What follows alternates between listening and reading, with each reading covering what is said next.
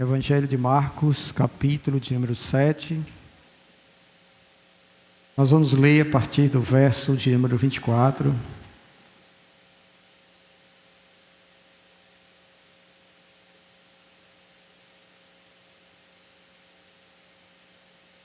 Marcos, capítulo de número 7, verso de número 24.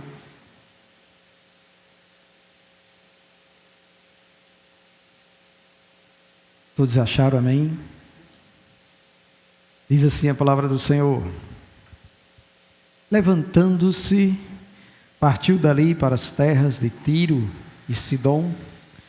Tendo entrado numa casa, queria que ninguém o soubesse. No entanto, não pôde ocultar-se, porque uma mulher cuja filhinha estava possessa de espírito imundo, tendo ouvido a respeito dele, veio e prostrou-se-lhe aos pés.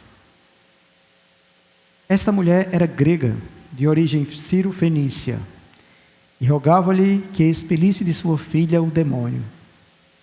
Aí Jesus lhe disse: deixa primeiro que se fartem os filhos, porque não é bom tomar o pão dos filhos e lançá-lo aos cachorrinhos. Ela, porém, lhe respondeu: sim, Senhor, mas os cachorrinhos debaixo da mesa comem das migalhas das crianças. Então lhe disse: por causa desta palavra, podes ir, o demônio já saiu de tua filha. Voltando ela para casa, achou a menina sobre a cama, pois o demônio a deixara. Amém. Vamos orar, glória a Deus. Bendito Deus, nós te louvamos, Senhor, e te rendemos graças por tua verdade, porque a tua palavra, Deus, tem sido o alimento de cada um dos teus filhos espalhados, Senhor, sobre toda a face desta terra. E nesta noite estamos aqui reunidos diante dela. Rogamos a Ti que Teu Espírito Santo ilumine a nossa mente, para que possamos, ó Deus, aprender de Ti, e assim, ó Deus, sermos alimentados por Tua verdade, e venhamos nós, ó Deus, a desfrutar de todo o benefício que é, Senhor, em guardar a Tua palavra. Então abençoa-nos, ó Deus, e nos concede, Senhor, a divina iluminação, em nome do Senhor Jesus Cristo. Amém. Bendito seja Deus, meus irmãos. Glória a Deus. Esta passagem é uma passagem bastante conhecida.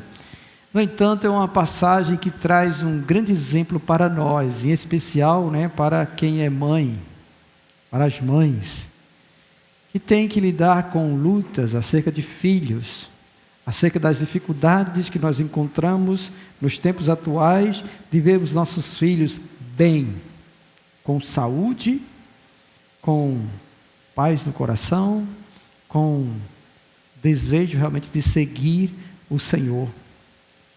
E ultimamente nós temos recebido muitas petições pedidos de oração acerca de filhos e de filhas que têm dado trabalho, tem entristecido o coração de mãe e de pai. E mediante isso também, então eu fui conversando com Deus sobre o que eu podia trazer esta noite para a nossa meditação. E aí então veio esse texto dessa mulher, e esse texto tem o seu paralelo, ou há um texto correlato também no Evangelho de Mateus, no capítulo 15. E esse texto, ele está inserido no contexto em que Jesus ele está sendo perseguido pelos fariseus e escribas, mestres da lei, que indagam a ele certas coisas para tentar encontrar algum defeito ou pegar Jesus em alguma falta para poder acusá-lo.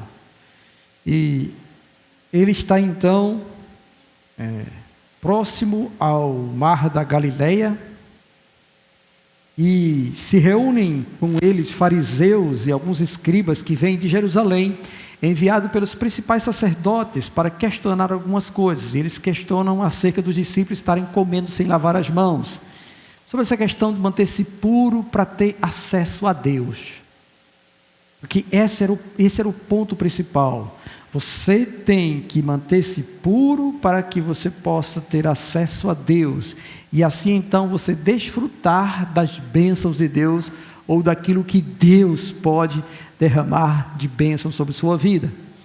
E é nesse intuito aí, nesse combate todo aí, que Jesus então confronta esses líderes fariseus e mostra para eles, tá bom, que não é o exterior que tem que estar limpo que faz com que Deus possa vir e ser favorável a nós.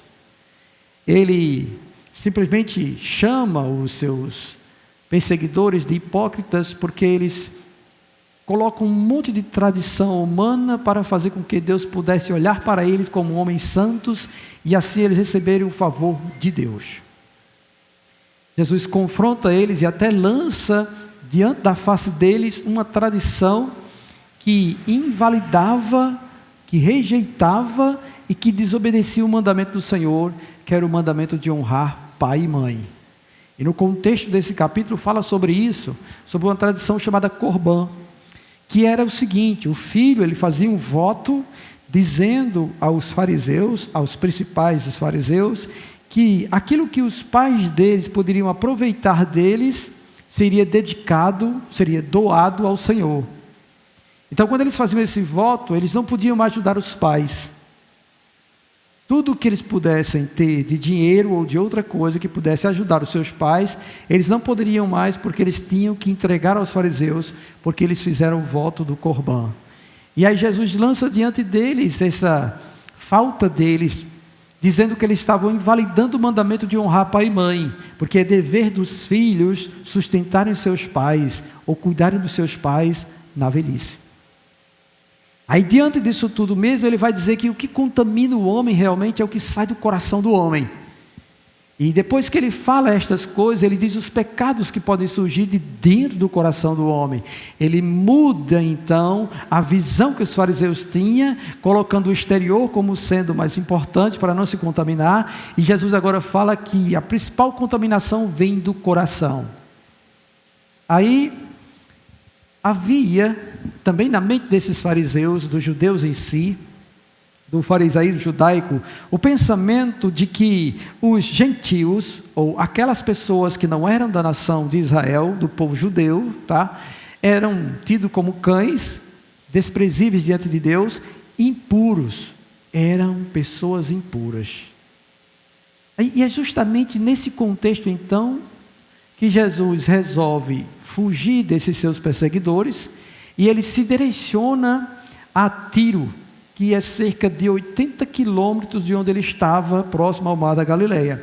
É como se ele tirasse aqui a pé, daqui de Campina Grande para a cidade de Juazeirinho. É isso, tá bom? Ele foi para lá, para ficar livre dessas discussões e continuar anunciando o reino do Senhor. E é nesse momento então, que quando ele chega em Tiro, na cidade de Tiro, nas imediações de Tiro, esta mulher ouviu falar que ele chegou. E no nosso texto que lemos, não faz menção do que ela realiza quando Jesus chega lá. Mas em Mateus capítulo 15, diz que ela clamava atrás de Jesus, indo ao encontro de Jesus, ela clamava: Jesus, filho de Davi, tem compaixão de mim. Ela clamava, tá bom? Jesus, filho de Davi, tem compaixão de mim. E os seus discípulos, ouvindo ela clamar, mas Jesus não deu ouvidos a ela. O texto de Mateus 15 fala sobre isso. Jesus não deu ouvidos a ela. Os discípulos ouviam ela clamar, chegaram até Jesus e disseram: mestre, ela está clamando há bom tempo, despede ela, fala com ela e despede ela. Aí então ela se aproxima e se prostra ou se lança aos pés do Senhor e clama a Jesus por sua filha que está horrivelmente, essa é a palavra usada por ela em Mateus capítulo 15, horrivelmente endemoniada. E Jesus, ouvindo isso, fala para ela, como o texto diz para nós, tá bom? E primeiro é necessário que se fartem os filhos. Lá em Mateus 15 ele diz, Jesus diz, não é aconselhável que eu dê o pão dos filhos aos cachorrinhos. que cachorrinhos era como eram tratados os gentios daquela época, eram desprezados por todos. Mas, no entanto, ao Jesus falar isso para essa mulher, ela volta-se para ele e diz: sim, Senhor, mas os cachorrinhos debaixo da mesa comem das migalhas ou dos restos dos seus filhos, ou dos filhos dos seus senhores, ou das crianças. E então, por causa desta palavra, Jesus volta para ela e diz: por causa disto que falaste, podes ir, que o demônio já saiu de tua filha. E o texto diz que ela volta para casa, e quando ela volta para casa, ela encontra a menina sobre a cama, tranquila, em paz, porque o demônio deixou aquela criança. Não é grandioso isso, irmãos? Somente Cristo pode fazer tamanha obra. Aí o que então nós podemos aprender com essa situação ou essa história, a história da mulher sírio-fenícia? Em primeiro lugar, tá bom? Nós precisamos atentar que o Evangelho do Senhor não é só somente para os judeus, mas também para os gentios. Isso inclui a nós, a você que está aí e a mim também. E nós já fomos alvos desta graça, porque se você está aqui e eu também, é porque esse Evangelho também chegou até nós e abençoou a nossa vida. E em algum dado momento em que você estava necessitado de um milagre, você orou e Deus ouviu a sua oração. Bendito seja Deus por isso, não é? E em segundo lugar, nós vamos perceber também que a fé desta mulher, ela é uma fé que agradou ao Senhor Jesus Cristo. E por causa da fé que ela teve, ela obteve o milagre. Ela obteve a libertação da sua filha. Por causa da fé dela. E um puritano reformado uma vez declarou que a fé genuína, a fé verdadeira, ela repousa sobre 3 pilares. O primeiro pilar é o conhecimento, é ter ouvido falar, é ter contemplado algo sobre aquilo que a gente tem fé. E no caso dessa mulher, ela ouviu falar de Jesus. E ela não somente ouviu nessa presente época, mas ela tinha noção de que esse Jesus era filho de Davi. Então era aquele que era o prometido das nações, era o Messias anunciado pelos profetas, que viria trazer liberdade aos cativos, conforme Isaías 61 diz. Ela ouviu falar sobre esse Jesus, e ela conhecia então algo sobre esse Jesus. O segundo pilar da fé diz respeito a aceitar, a concordar com aquilo que a gente conheceu a respeito desse algo que a gente tem fé. E ela realmente concordou que esse aí que veio até Tiro é aquele que foi anunciado e que ela conheceu através das profecias do Velho Testamento, ou daquilo que já foi anunciado diante da multidão, porque com certeza ela ouviu falar dos milagres de Jesus, das multiplicações de pães e peixes, da restauração de vista aos cegos, do paralítico que foi levantado, e também do demônio de Gadara que foi liberto. Então, se este Jesus, ele é aquele que foi anunciado, que liberta, que dá vista, que restaura, que opera maravilhas e milagres, e esse mesmo é esse que está fazendo todo esse alvoroço em toda aquela região, então eu preciso agora entrar no terceiro pilar da fé, que é confiar. E o confiar diz respeito a você realmente entregar sua alma e sua vida diante desse que pode fazer todas as coisas. É repousar o seu coração, crendo que realmente Ele pode realizar esta obra magnífica. E aí então essa mulher fez isso, tá? Ela creu e ela entendeu a profecia também, porque no diálogo que ela tem com Jesus, Jesus olha para aquela mulher, depois que vem clamando há um bom tempo atrás dele, e ouve a sua petição: filho de Davi, liberta minha filha que está endemoniada, horrivelmente endemoniada. Aí você imagina o que é para uma mãe ver um filho endemoniado. Tá bom? Talvez a maioria aqui não tenha contemplado alguém sendo possuído por um demônio, ou por uma legião de demônio. Aí não tem noção do que seja. Mas, meu irmão, é coisa horrível ser possuído por um demônio. Tá? Quem sabe um dia desses Deus concederá a graça, né? Da gente se deparar com um demônio, uma pessoa endemoniada, para ver se vocês têm fé de expulsar o demônio mesmo. Nós precisamos ter experiências do reino espiritual para não ter medo das hostes espirituais do mal. Tá bom? Porque o nosso Jesus tem autoridade sobre os demônios.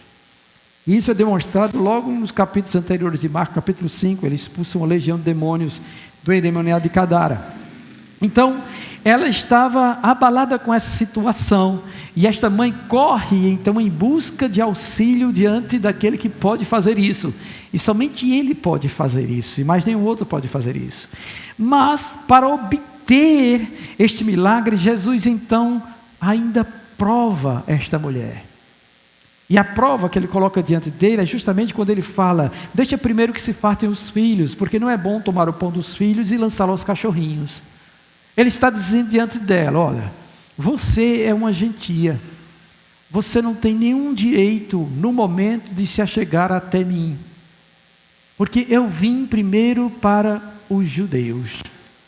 Então eu preciso realizar uma obra no meio dos judeus, eu preciso restaurar os judeus, eu preciso salvar os judeus, porque é o povo que Deus escolheu e que o Messias foi prometido para vir para eles.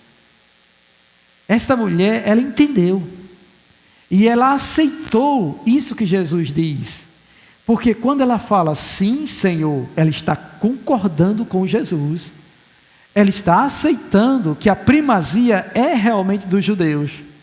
No entanto, Senhor, nós aqui, os gentios, os que não recebemos a graça de sermos eleitos como nação do Senhor, nem recebemos a lei, nem recebemos os profetas, nem recebemos nenhuma dádiva acerca da lei, da palavra, de todo o plano que o Senhor tem, nós comemos das migalhas.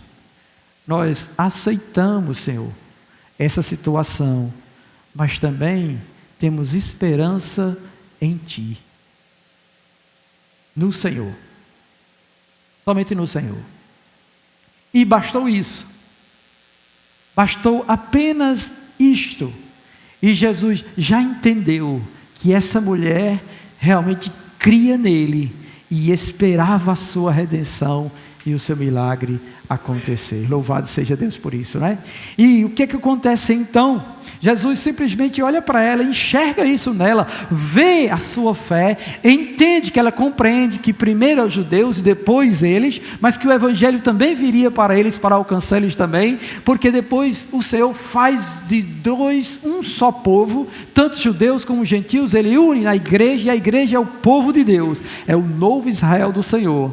E aí então, diante disso, quando Jesus contempla a resposta de fé dessa mulher, ele diz: por causa desta palavra, porque você creu que eu sou quem eu sou, pode ir. Aí, irmãos, vem a maravilhosa graça e o poder soberano do Senhor sobre tudo, porque ele não precisou ir até a menina, nem precisou dizer: demônio, pare de atormentar esta menina. Ele disse para ela: por causa dessa palavra, pode ir. E isso, irmãos, é uma palavra que ainda faz com que esta mulher seja experimentada na fé, porque ela não tinha certeza nenhuma de que ao chegar em casa, né, essa menina estivesse liberta, mas ela creu na palavra de Jesus, e quando ela creu, o milagre aconteceu. A Bíblia diz que ao chegar em casa, ela encontra a menina dormindo, porque o demônio já havia deixado ela. Então, tão grande é o poder do nosso Senhor, que opera estas coisas, e que não é preciso Ele estar fisicamente presente para que esta obra aconteça, mas é necessário fé para que isso aconteça, e ela creu, e este é o exemplo que temos para nós, irmãos, mães, pais que aqui estão, todos os crentes neste lugar, atentem para o que é dito nesta passagem, e que nós também devemos nutrir este mesmo sentimento em relação aos nossos familiares. Possa ser que alguma mãe ou pai aqui tenha estado com dores de cabeça acerca de seu filho, porque ele está rebelde quanto à fé, ou porque ele não quer caminhar na presença do Senhor. Você precisa fazer como esta mulher. Você precisa ir a Jesus, para que Jesus vá ao coração do seu filho e transforme a vida dele. Talvez tenha alguém que tenha um conhecido ou um parente seu metido em coisa que não devia, seja vício, seja de droga, seja de álcool, seja de prostituição. Jesus é poderoso para libertá-lo também. E você precisa crer nisso. Talvez você tenha olhado para o seu filho e tenha percebido que ele está realmente distante, precisa se converter antes que seja tarde demais. E você precisa ir a Jesus, porque só quem converte é Ele. Só quem pode salvar é Ele. Só quem pode mudar esse quadro e a situação é Ele. Pode ser que seu filho ou sua filha tenha se envolvido com alguém que é maligno, ou que tem um coração desviado do Senhor. Pode ser que ele tenha se afeiçoado de uma garota que é ímpia e que vai levar ele para o abismo. Pode ser que ela tenha se afeiçoado de um menino ímpio e que vai levar ela para a perdição. Então você vai precisar ir a Jesus. Você vai precisar ir aos pés do Senhor Jesus e clamar e interceder por Ele, para que o próprio Senhor opere na vida dos seus filhos. E aí nós vemos uma lição grandiosa também, que a nossa fé, irmãos, ela pode fazer com que o poder de Deus seja manifestado na vida daqueles que nós intercedemos, naquele que nós clamamos a Deus, naquele que apresentamos diante do Senhor. Então nada está perdido, porque Deus é grande para operar mediante a nossa fé na vida dos demais. Louvado seja Deus. Não desista disso, e também não seja um egoísta individualista, mas seja alguém que se compadece do sofrimento de sua própria família. Vá aos pés do Senhor, não pare de clamar, seja perseverante como essa mulher foi, e insista com Deus, e creia que Ele pode, porque se você clamar crendo, Ele vai te ouvir, e vai operar milagres na vida daqueles que são apresentados diante de Deus, não é? E quão grande, irmãos, isso é gracioso para nós também. Isso também nos faz lembrar, diante do diálogo que estava sendo traçado aqui, tá bom? Que ela não precisou fazer nenhum tipo de ritual para que isso acontecesse. Ela não precisou fazer rituais de purificação, como os fariseus queriam que ela fizesse. E às vezes a gente quer impor sobre nós certas coisas, como se isso fosse atrair os olhos de Deus para nós. Meus irmãos, o que nós acabamos de ver aqui é que Deus se agrada de quem tem fé nele. Se você crê, você verá a glória de Deus. Deus se agrada de quem crê nele. Outra coisa que a gente vê nessa situação é a humildade desta mulher. O texto vai dizer, tá bom, que quando ela estava clamando a Jesus, ela o adorou, ela prostrou-se aos seus pés. Esse ato, irmãos, é um ato de reconhecimento da autoridade de Jesus. Há algo que todo cristão deveria ter em mente, e é essa autoridade que Cristo tem. Quando Ele ressuscitou e apareceu aos seus discípulos, Ele mesmo disse isso: toda a autoridade me foi dada no céu e na terra. Toda. Você entende o que é isso? E todas as coisas obedecem ao mandar de Jesus. Se Ele quiser, Ele restaura qualquer pessoa de qualquer tipo de enfermidade, porque Ele tem autoridade para isso. Se Ele quiser, Ele refaz toda imperfeição que pode existir. Se Ele quiser, Ele pode derramar todo o entendimento e sabedoria espiritual sobre quem Ele quiser.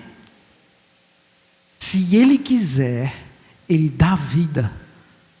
E se Ele quiser, Ele tira a vida.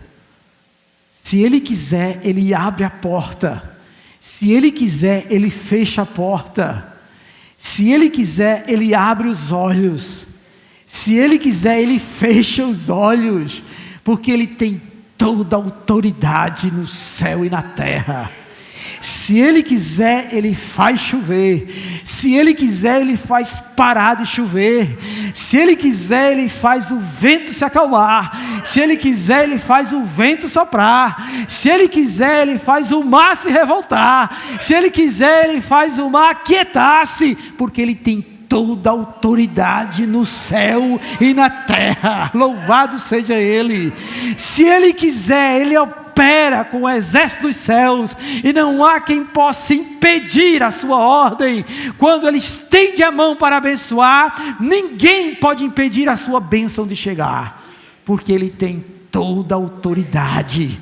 E essa mulher reconheceu isso, e o crente de hoje precisa reconhecer isso também. Ele pode todas as coisas. E há um louvor, irmãos, que eu não sei ele todo não, eu só sei um pedaço dele, mas esse pedaço já alegra minha alma, que diz assim: quando Deus quer operar, ninguém pode impedir, seu poder ainda é o mesmo, não mudou nem terá fim. Ele é Jeová, nosso pastor, Ele faz, e acontece quando e como Ele quer. Ele é o Deus do impossível, resolveu estar comigo e contigo, e a vitória nos dará. Esse é o Deus que nós cremos. E esse é o Cristo que está aqui diante desta mulher gentia, a qual fez o seu clamor e sua petição em prol de sua filha que estava endemoniada, e recebeu a bênção. E nós também podemos receber a nossa bênção, se nós andarmos em fé, como essa mulher andou, sendo perseverante nisso. Agora, irmãos, uma coisa importante para nós, muito importante para nós. A palavra de Deus diz que a fé vem pelo ouvir da pregação da palavra de Deus. Ela vem assim. Então nenhuma fé será despertada se nós não estivermos em contato com a Escritura, e lermos a Escritura, e olharmos para as grandes obras de Deus, as maravilhosas obras de Deus, né? Coisas tremendas que Deus faz, que só Deus sabe fazer mesmo, né? E que isso, à medida que vai avançando no tempo e nós temos maior contato e comunhão com esta palavra, nosso coração vai se enchendo de fé, a ponto de nos momentos difíceis nós lembrarmos de situações em que se assemelha conosco na Sagrada Escritura, na vida de alguém, e que Deus operou. Aí a gente precisa ter esse conhecimento desse Deus grandioso, que opera maravilhas mesmo, tá bom? Quando a gente estiver na peleja, Deus é o que vai adiante nas nossas batalhas. Ele é o Jeová Nissi, o Senhor, bandeira nossa. Ele fala isso para Israel, aliás, para Josué, para conquistar a terra prometida, né? E diante das dificuldades que aquele povo encontrou, Deus sempre estava operando. Quando os reis se viam cercados por um exército inimigo, clamavam a Deus, Deus enviava o seu livramento, como também pode acontecer nos dias de hoje. Então, irmãos, se a gente não ler e meditar na palavra de Deus, nossa fé é pequena. E nós nos desesperamos muito rápido. E achamos que a situação ela é maior do que nós.